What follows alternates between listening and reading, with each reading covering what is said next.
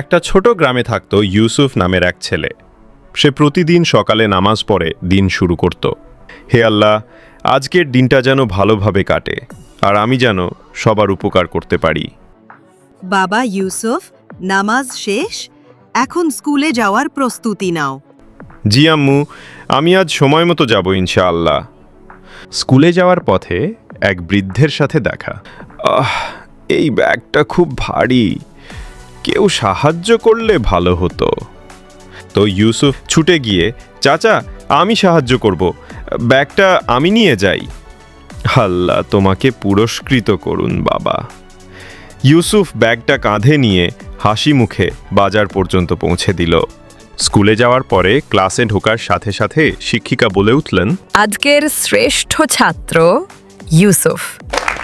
আলহামদুলিল্লাহ, আমি সফল হয়েছি। ইউসুফ বাসায় এসে আল্লাহর শুকরিয়া আদায় করে। O Allah, you have accepted my prayer. Make me an even better person. তুমি আমার দোয়া কবুল করেছ, আমাকে আরও ভালো মানুষ বানাও। আল্লাহ সবসময় তাদের সাহায্য করেন যারা অন্যের উপকার করে এবং তার উপর ভরসা রাখে। শিক্ষা: ভালো কাজ করলে আল্লাহ আরও ভালো ফল দেন। অন্যকে সাহায্য করা মানে আল্লাহর সন্তুষ্টি অর্জন করা।